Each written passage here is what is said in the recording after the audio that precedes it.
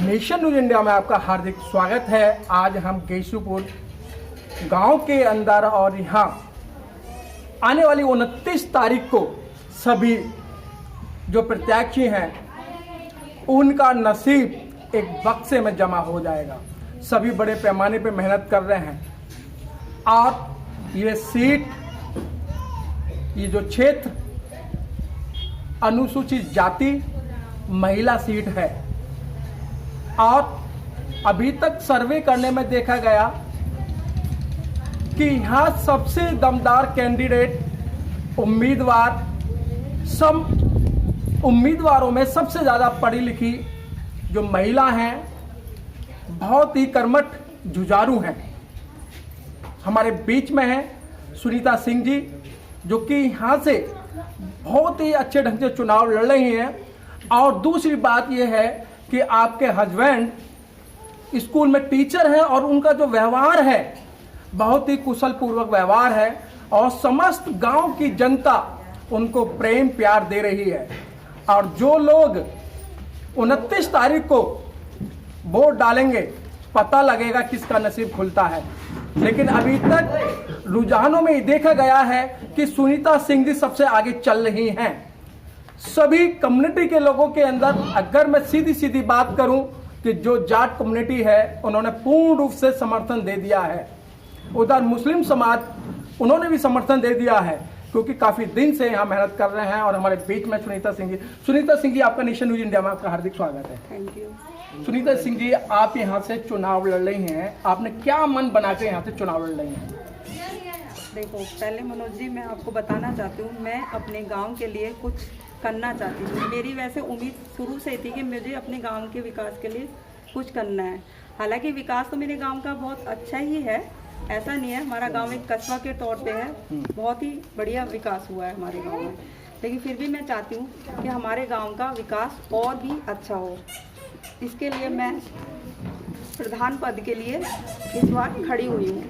अगर मुझे लोग प्रधान पद पे जिताते हैं तो मैं और भी आगे उन लोगों का मैं तो इस गांव की बहू हूँ, तो मेरे तो इस गांव में सभी देवर हुए, दौरानी हुई, जेठ हुए, जिठानी हुई, सास हुई, ससुर हुए, तो मैं नंद हुई, बच्चे हुए।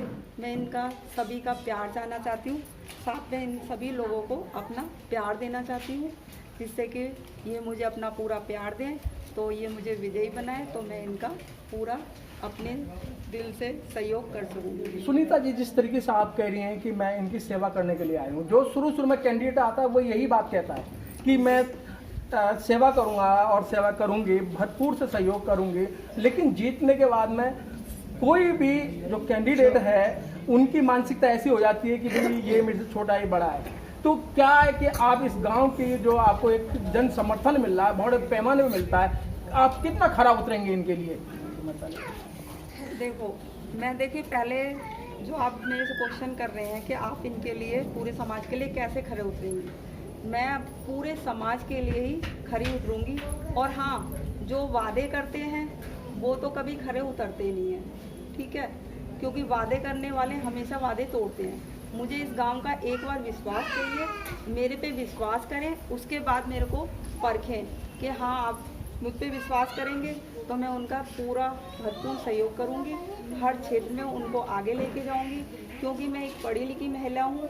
आज तक प्रधानी जिन्होंने भी करी है, जैसा मैंने देखा है बचपन से कि प्रधानी, लेडीज़ प्रधानी आती है तो हमेशा अनपढ़ औरत होती है, उनके प्रधानी हमेशा उनके हस्बैंड चलाते हैं। लेकिन मैं पढ़ी लिखी होने के नाते मैंने खुद ये बीड़ा उठाया कि मैं प्रधानी के पद पे लड़ूंगी और मैं अपनी बहनों का पूरा सहयोग करूंगी और अपने परिवार का में तो मुझे किसी चीज़ की कमी ही नहीं है। मेरे 2 बच्चे हैं, दोनों बच्चे डॉक्टर हैं, तो डॉक्टर होने के नाते मेरे बच्चों को मेरे पैसों की भी ज़रूरत नहीं है, मुझे अपने बच्चों के पैसे की भी ज़रूरत नहीं है। मेरे हस्बैंड टीचर हैं, वो एक ईमानदार टीचर हैं, उनकी सभी जगह तारीफ़ होती है और मैं बहुत खुशकिस्मत हूँ कि मेरे को इस पति के रूप में पुष्कर सिंह जी मिले हैं, तो मुझे बहुत मैडम जी, आपके पास बहुत अच्छी बात है कि आपका एक भरपूर परिवार है और आपके ससुर जो नंदराम जी थे उनका भी समाज के प्रति बहुत बड़ा योगदान रहा है। हाँ। और दूसरा देखने में ये आया है कि जैसे आपने बताया कि आपके पास तो बहुत ऐसे जो समाज क्या चाहता है कि जो गरीब गुरबा लोग हैं कि भाई उनका समय समय पे इलाज हो जाए, आपके घर में डॉक्टर हैं, तो क्या इन डॉक्टरों का आप फ़ायदा उठाएंगे? जी हाँ मनोज जी, मैं है ना, वो भी समाज सेवा ही करते थे। उन्होंने एक बार भट्टा लगाया, पूरे मोहल्ले की ईंटें से मतलब पूरी ये खरंजा पक्का करवाया, जबकि उस ज़माने में कच्ची गलियां थी, लोग फिसलते थे, बारिश होती थी। फिर उन्होंने गांव में पक्के मकान बनवाए, कुल 100 रुपये में बोला कि जितने भी ले जाओ ईंटें अपने अपने मकान बनवा लीजिए। तो वही मैं अपना भी चाहती हूँ और मेरे बच्चे भी। मेरा बेटा कह रहा है कि महीने में एक बार अपने मतलब इस गांव के लिए डॉक्टर, जैसे मेरा बेटा डॉक्टर है, हाँ। अपना आके बैठूंगा, उनका इलाज करूंगा। तो और मेरी बेटी BMS है, वो देसी डॉक्टर और गांवों में देसी इलाज के लिए ज़्यादा विश्वास करते भी हैं। वो चूरन हुआ, ये सब चीज़ें होती हैं, वो सब देसी इलाज आजकल तो बहुत, मोदी जी भी प्रचार कर रहे हैं देसी इलाज का, तो आप भी जानते हैं कि देसी इलाज। तो बेटी भी मेरा घर में गांव में पूरा सहयोग करेगी, जैसा भी लोगों को ज़रूरत होगी उसकी दवाई से, वैसे किसी भी तरह से। और हाँ मनोज जी, मैं आपको एक बात और बताना चाहती हूँ, जो हमारे गांव में गरीब बच्चे हैं ना, जिनकी पढ़ाई लिखाई चल रही है इस समय, देखा भी होगा सभी लोगों ने कि यहाँ पे बच्चों को पढ़ाया जा रहा है, छोटे बच्चों को, उसमें सरकारी नौकरी वाले हर महीने अपना सहयोग कर रहे हैं। लेकिन हमारे गाँव से सिर्फ पुष्कर जी ही सहयोग कर रहे हैं। उन बच्चों को फ्री कॉपी किताब दी जा रही है, उनको पढ़ाया जा रहा है, चौतरे पे यहाँ पे उनको पढ़ाया जाता है, किताब कॉपी सब फ्री दी जा रही है। ये भी हमारे गांव का बहुत बड़ा सहयोग है। अच्छा मैडम, आप ये पूरे गांव के अंदर से घूम रही हैं, तो सबसे पहले जो अगर आप यहाँ से जीत जाते हैं, अगर मैं शब्द इस्तेमाल कर रहा हूँ, बाकी आपको पूरा गांव का समर्थन मिल रहा है, अगर आप जीत जाते हैं तो पहली प्राथमिकता आपकी क्या रहेगी? मेरी पहली प्राथमिकता होगी कि मैं अपने गांव वालों का दिल जीतूं, उनका विश्वास जीतूं। उसके बाद वो मेरे पास अपनी जो परेशानी समस्या लेके आएंगे, उनकी समस्या को सुनूं, सुनने के बाद उनकी समस्याओं का समाधान करूं। इसमें मेरे लिए जाति पाति कुछ नहीं है, मतलब ना बड़ी जाति के हो, छोटी जाति हो, लेकिन जिसमें भी गरीब होंगे वो किसी भी जाति में हो सकते हैं, वो किसी भी जाति में परेशान हो सकते हैं, तो मैं उनका सहयोग पूरा करूंगी। क्योंकि देखो, मैं भी ऐसी समाज से हूँ, लेकिन मुझे किसी चीज़ कमी नहीं है। मेरे समाज में बहुत गरीब लोग हैं, उनको कमियाँ हैं, उनकी ज़रूरतों को पूरा करूंगी।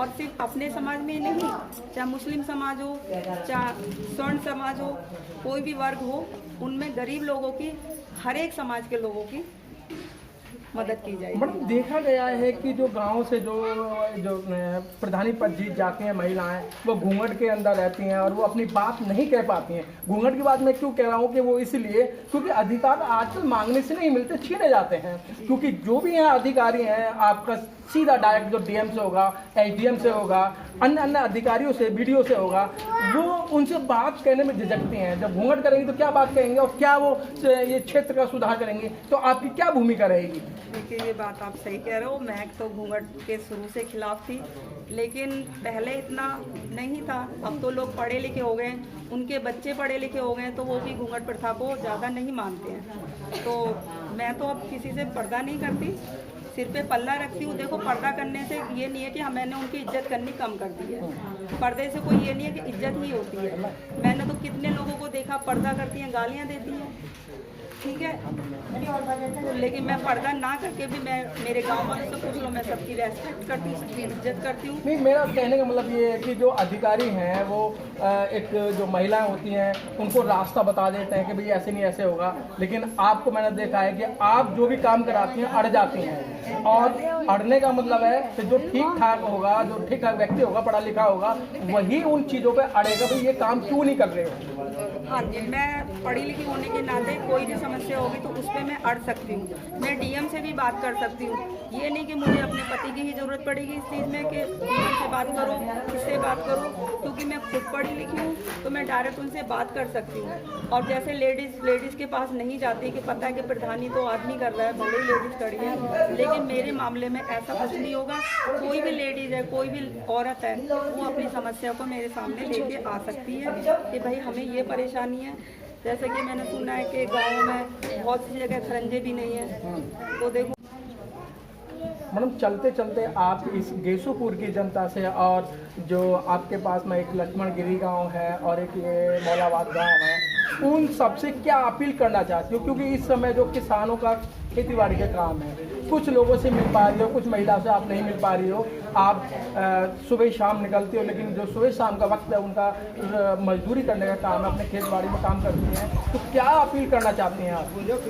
मैं उन सभी महिलाओं से और सभी गांव वालों से ये अपील करना चाहती हूँ, जिन लोगों से मैं नहीं मिल पा रही तो मैं उनसे माफ़ी चाहती हूँ, लेकिन मैं पूरी कोशिश करूँगी कि आप सभी लोगों से मैं मिलने आऊँ और मैं पूरी कोशिश करूँ, क्योंकि मैं इसलिए भी नहीं मिल पाती कि आप लोग खेतों पे चले जाते हैं, मैं जाती हूँ तो आप मिल नहीं पाते, लेकिन मैं पूरा प्रयास करूँगी कि मैं आप लोगों से, तीनों गाँवों के लोगों से बराबर सबसे मिलती रहूँ, जुड़ती रहूँ, और आप लोग से मेरा पूर्ण निवेदन है कि आप मुझे अपना बहुमूल्य वोट मुझे दीजिए और जिताइए और मैं आपकी सेवा में हाजिर हूँ।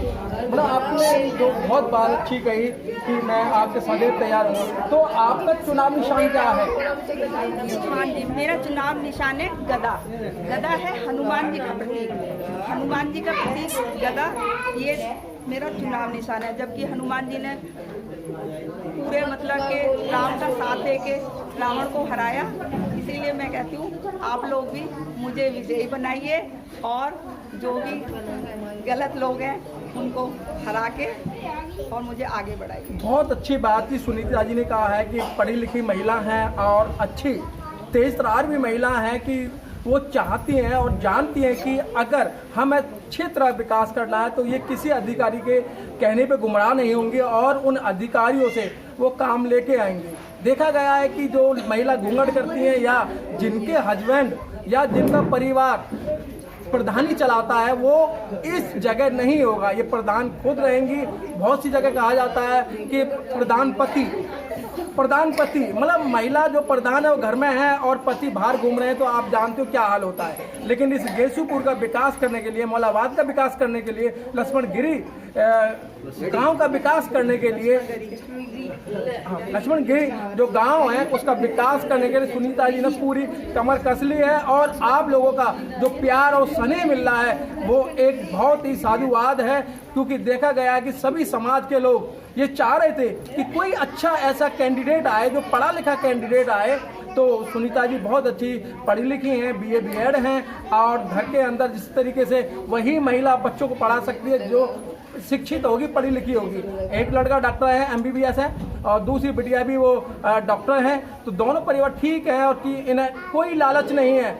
एक और बात कही है कि जो विकास का पैसा आएगा उसके अंदर 551 रुपये अपनी तरफ से विकास का, अगर 1 लाख रुपया आता है तो 1,05,51 रुपये अपनी जेब से मिलाकर समाज का विकास करेंगी, मोहल्ले का विकास करेंगी। कैमरामैन गौतम के साथ मनोज पिप्पल, गेसूपुर गांव से।